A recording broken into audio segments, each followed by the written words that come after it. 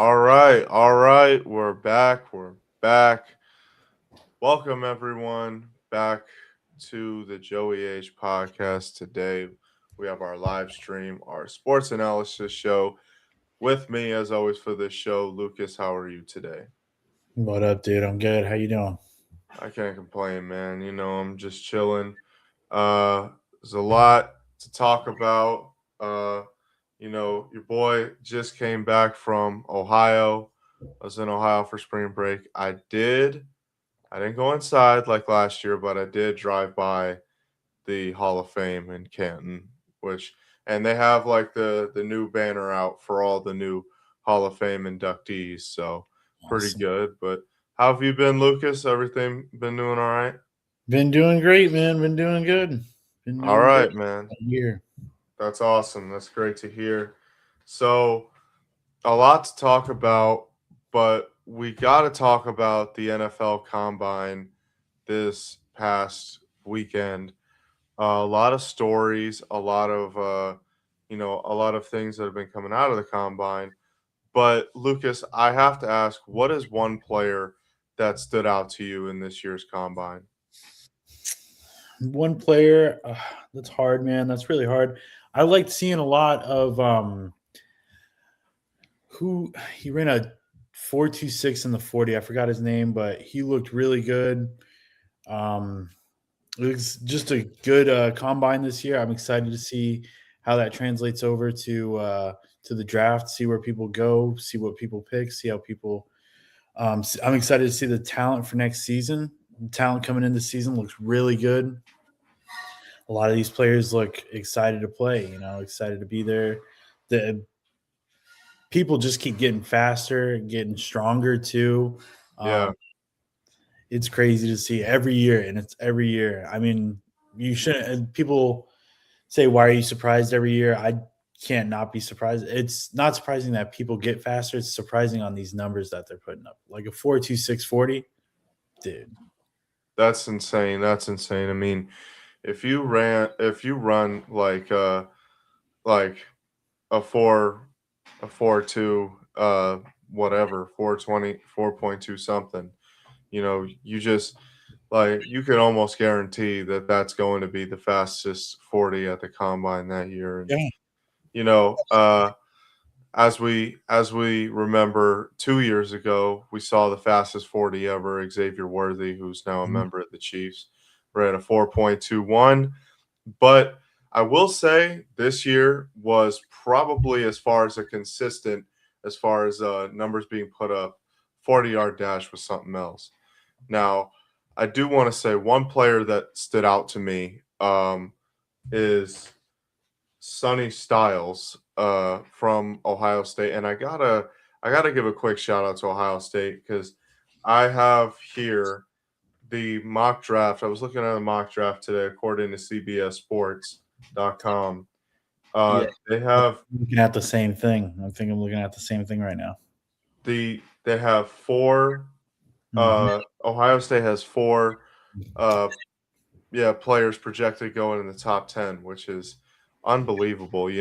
I I mean that just goes to show you that Ohio State is a top tier program, and no matter what, they'll get guys to the league. So, but Sonny Styles, he stood out to me, and mind you, keep in mind, everyone, I've been knowing Sonny Styles since he was in high school. In- Matter of fact, he was supposed to be class of 2023, Mm. but he actually reclassified a year early. He went to high school in the Columbus area, and I believe that, and he's not just good at football, he's good at basketball too. If he had just focused on basketball, he'd probably be in the NBA right now. Wow. However, his dad, he was an NFL player, his older brother played at Ohio State. Uh, he ran a 4.46 as a linebacker. You know what I mean? That's That's crazy. that's scary. That's That's scary. insane. Now, the fastest, I actually do remember, I believe the fastest linebacker 40-yard dash was Shaquem Griffin at UCF. He ran a 4.38 at his combine, which, again, insane. But I will. I don't really tune into these things, but I will be tuning in to Ohio State's pro day this year because Ohio State, they just got a bunch of dogs, and I just want to see if they decide to work out. It's not like they have to, but because especially Sonny Styles with the numbers he put up.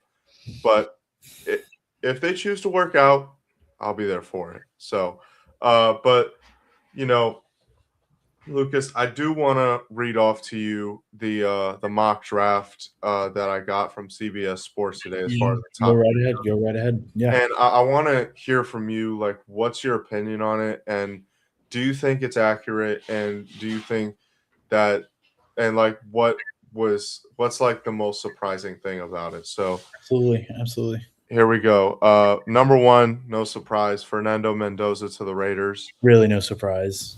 Yeah. Number two, and you can add commentary onto it as we go. Number Absolutely. two, David Bailey from Texas Tech to the Jets. Number three, a surprise, a trade from the Arizona Cardinals to the Buffalo Bills.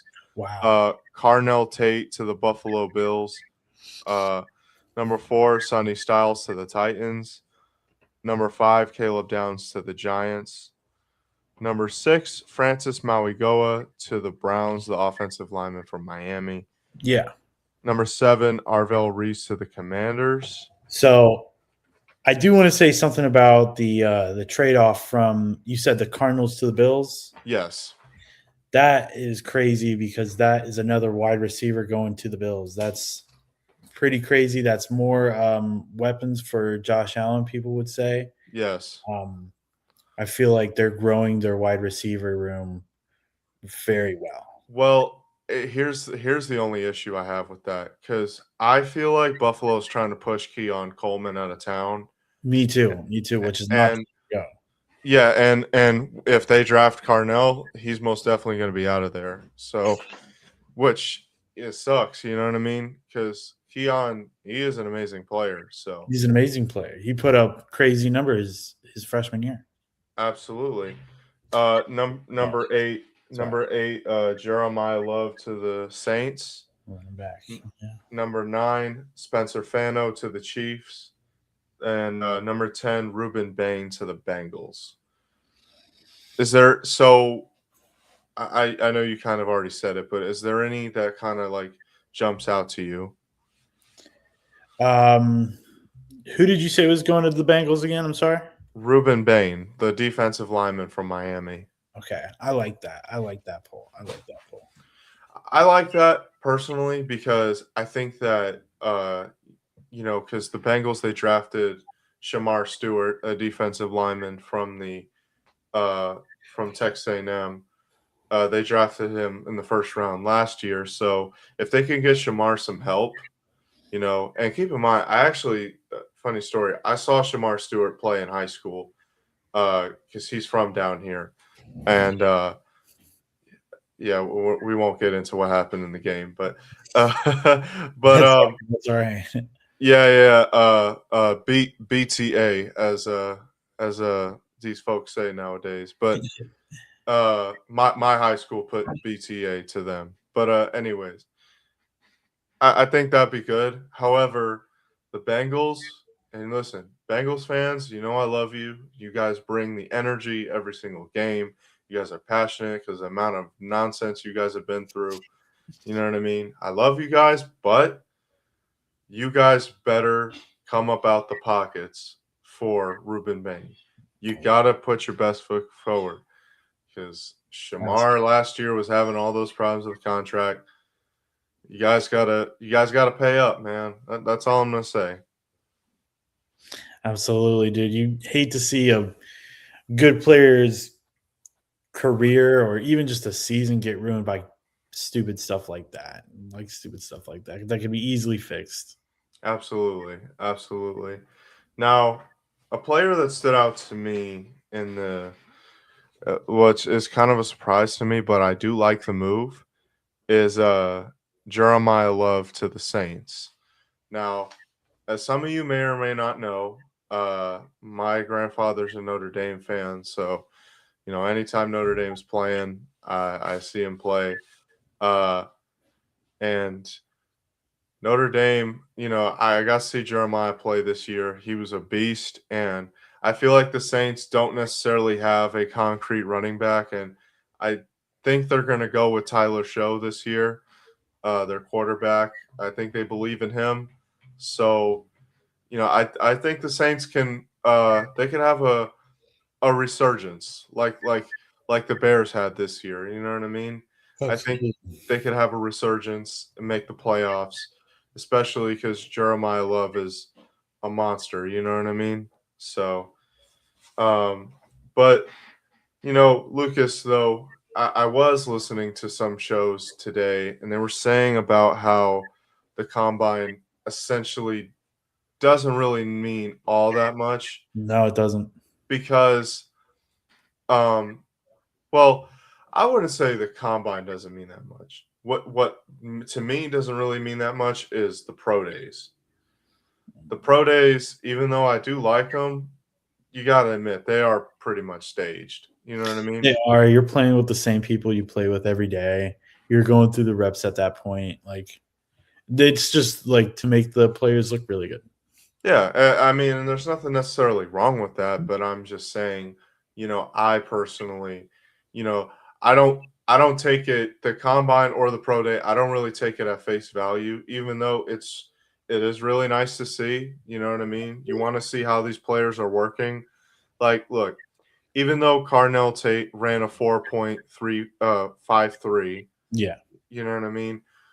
I listen, I was listening to Ocho Cinco today. Turn the film on, and you'll see what you're getting. You know what I mean? Carnell Tate, he can catch in traffic really well, tracks the ball amazing. Excuse me, tracks the ball really well. You know what I mean? Turn the film on, you'll see what you get. And what I see when I turn on the film, I can see any team that gets him, they're getting a monster. You know what I Abs- mean? Absolutely. So, uh, but Lucas, I do want to ask you though, as far as because I don't think we got to see him at the combine, but Tommy Castellanos, you know, Yeah. from Florida State, I do want to ask you, because I don't believe in like listen, this is no shot at Florida State or Tommy Castellanos, but I don't see him personally, going necessarily really far in the NFL. I could be wrong, you know what I mean? But I do want to ask you, like, where do you think he would ideally go, and like, where do you think he'll get drafted at all? Like, what's your take? Um. No, unfortunately, I don't think he'll go on. I think he will probably go undrafted, Okay. which is okay. We've seen undrafted players go far. Mm-hmm. Um, I don't see him going drafted, but I do see him getting picked up as like an agent or whatever, or just a sign on, maybe open tryouts or whatever. Yeah. I do see him getting picked up. He'll probably go somewhere, somewhere with a newer quarterback. He'll honestly, I could see him going to somewhere like maybe the Jags Mm. or even like Arizona. I could see him going to like Arizona. Yeah. Some team who's already established quarterback. Maybe just keeping the rafters full, keeping the wings full, Yeah. the depth chart. I But got no, you. I see him going if he does go to the NFL, which I wish him the best of luck. He was a good quarterback at FSU. I don't think he was a problem at FSU at all. I think he's a very high energy, high impact, um, great offensive quarterback. He is a great, which sounds redundant, but he is a good offensive player that can put up points and move a team forward. He is a general out there. I just think his year at Florida State was a little shadowed Mm-hmm. by how it ended and by how his career ended. But I see him going places. I see him doing good. Okay. Now, Nebraska, we don't really have too many guys going pro this year. I don't However, think we do either. yeah, Nebraska, I do want to say a guy who did get a combine invite was Emmett Johnson, running back. Emmett deserves whatever he gets. I did hear he had a meeting with the Kansas City Chiefs. So, if he were to go to the Chiefs, that would be great. I think he would fit in right well. And especially with Spencer Fano being, projected to go there. I think the Chiefs, it's a blessing and a curse because the Chiefs they didn't make the playoffs. However, the blessing is, they're high up on the draft board right about now, Absolutely. so they have a real opportunity next year to make a Super Bowl run. And I think Emmett, Emmett strikes me as a pro style running back. He really can do it all. So we'll just have to see. But you know, before we end off this show, Lucas, I do want to ask you: Absolutely. uh, Did you watch? Because I watched it live. Did you happen to see the Trinidad Chambliss court hearing for him to get a 6-year eligibility? No, but I heard he did get his eligibility year, which is awesome. I am really excited to see what Ole Miss does next year. They look Okay, ready to go. They look hot and ready. That team looks still really strong with that team they have and with that coaching staff they have. I know with the whole Lane Kiffin thing, that was a whole yeah, shot up in the air, but they still won games in the playoffs. They still made it pretty far. And that Trinidad, his last name I'm blanking out. Chambliss. Caneless. I'm really happy he got his 6 year. I'm really happy he got his 6 year.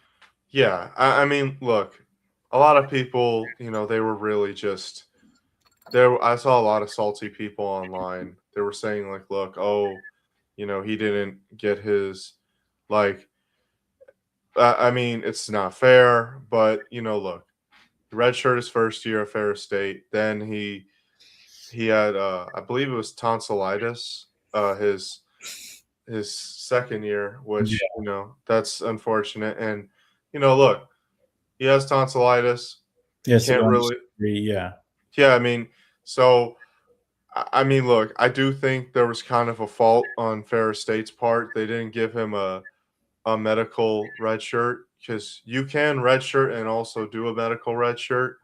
Yeah. So I mean, listen, I would love to see, what else is in store. I mean, look, they are saying that NCAA may appeal it, but the only reason why I bring this up, Lucas, Castellanos, he posted on Twitter, I think, after our ex, after Chambliss won his 6-year eligibility, he said that all I needed was someone to fight for me.